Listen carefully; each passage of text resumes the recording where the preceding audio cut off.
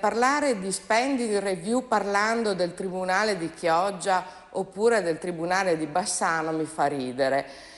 Siamo sicuri che questo Paese vuole la giustizia?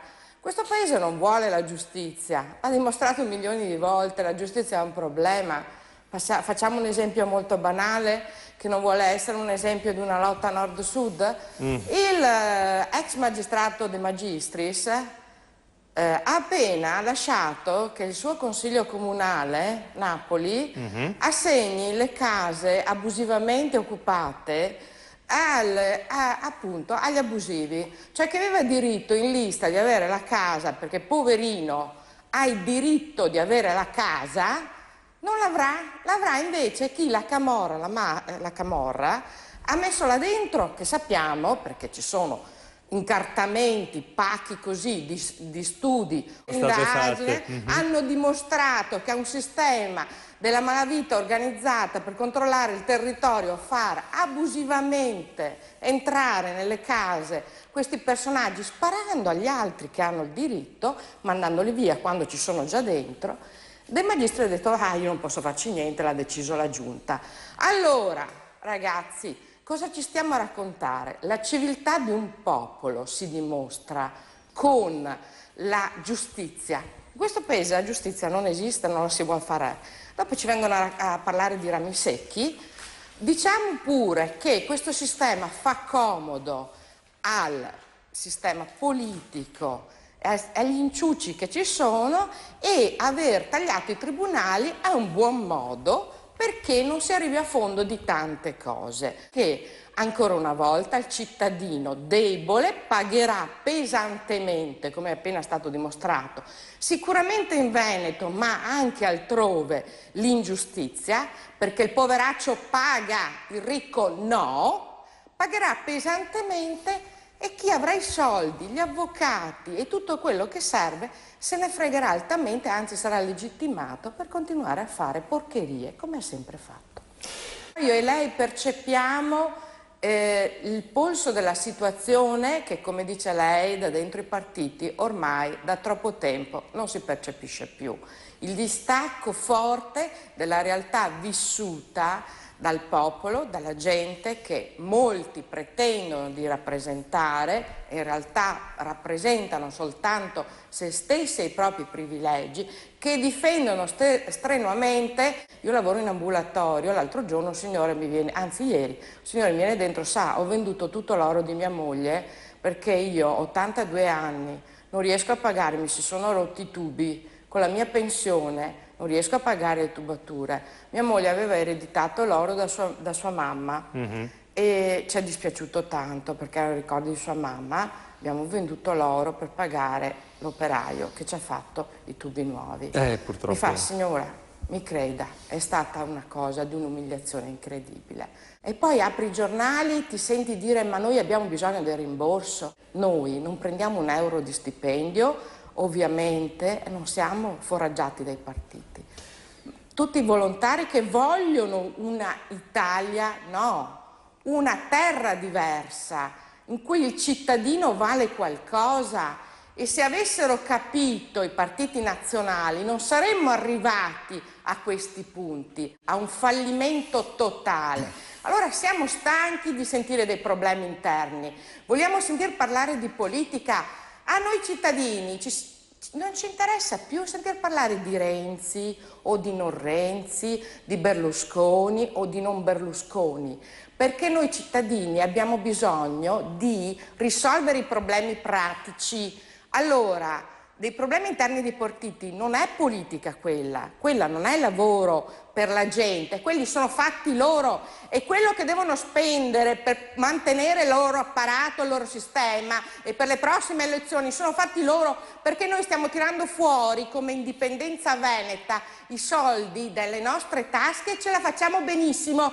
Vuol dire che se si ha un ideale avanti si va. Se si hanno solo careghe, si ha bisogno di tanti soldi spremuti dal popolo, dalle tasche del popolo, e si costringono i vecchi a vendere l'oro per sopravvivere. I popoli italiani sono dei popoli molto creativi, molto impegnati, molto attivi, molto intelligenti.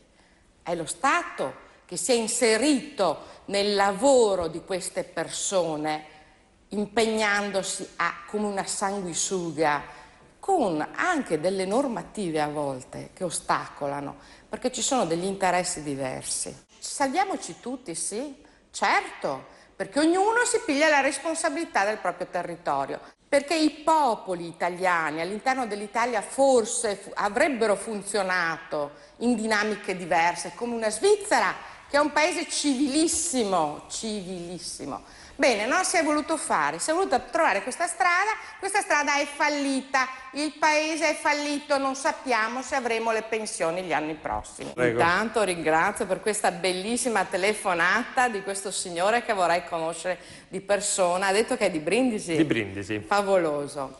Intanto perché smitizza due o tre cose questo signore. La contrapposizione nord-sud, che piace tanto a PD e PDL. Abbiamo stabilito con questa telefonata che gli indipendentisti veneti non si contrappongono al sud. Sono simpatici anche i pugliesi. Grazie, grazie. Siamo popoli che vivono sullo stesso territorio e ci rispettiamo reciprocamente. Non cadiamo quindi nella trappola nord-sud che piaceva tanto a Lega, Nord e altri personaggi che conosciamo. Non cadiamo in altre trappole però. Non cadiamo in chi, avete appena sentito il nostro deputato del PD, no? Il concetto e l'idea dell'euro. Il problema non è la moneta, è come si gestisce una moneta. Noi veneti lasciamo a testa giù, non a Roma, proprio al sistema in generale, 4.000 euro. Quindi quando parliamo di debiti, è stato detto dal CGA, calcola il debito, sì. I veneti non hanno debiti, hanno da tanti anni un disavanzo, continuano a foraggiare e non sanno dove sono buttati questi soldi. In compenso abbiamo i nostri vecchietti che si vendono l'oro. Allora, il problema qual è? È stata la cattiva gestione in questo paese del denaro attraverso un clientelismo e un rapporto politica e malaffare che è chiaro che PD e PDL non ne vogliono sentir parlare perché sono stati protagonisti, addirittura ti dicono che non è stato negli ultimi 20 anni, invece negli ultimi 20 anni c'è stato un aggravamento della situazione drammatica. Loro sono sempre spettatori, è stato sempre il governo prima, la gente prima che hanno fatto questa situazione, hanno creato questa situazione, perché esiste una soluzione diversa ed è gestiamoci i nostri territori, le nostre risorse, senza che questo finisca nel calderone per mantenere, che ne so, facciamo un esempio a caso, un Presidente della Repubblica poverino che costa 4 volte la regina d'Inghilterra.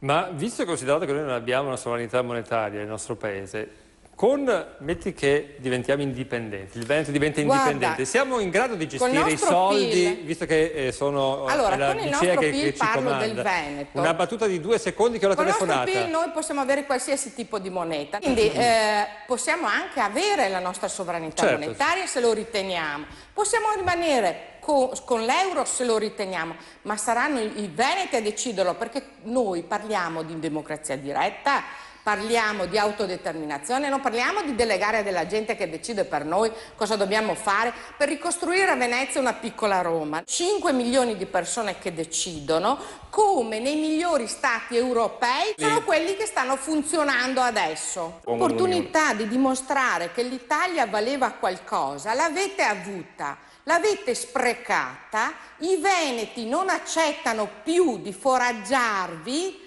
nei vostri sprechi, accettatelo, siate democratici perché vi chiamate Partito Democratico, accettate di andare al referendum per l'indipendenza del Veneto, i veneti decideranno... È un referendum a costo zero questo. È un referendum che ci autofinanziamo e voi lo sapete bene. Quanti referendum l'Italia ha pagato con i soldi dei veneti e adesso il referendum dei veneti costa. Costa ed è inutile forse come referendum. Sì, lo diceva anche Mussolini che le elezioni sono inutili. Complimenti. Sai che noi ci siamo distinti come movimento di indipendenza veneta per un progetto pacifico, democratico, assolutamente legale.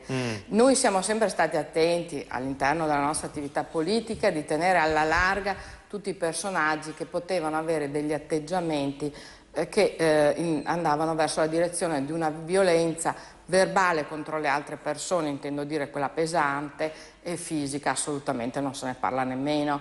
Quindi il terrorismo è una cosa che noi temiamo. Ricordiamolo martedì. Martedì alle 13:30 Venezia, Ponte Calatrava, partiamo per la Chiesa della Salute per sostenere la legge referendaria, il voto in regione perché il Veneto decida.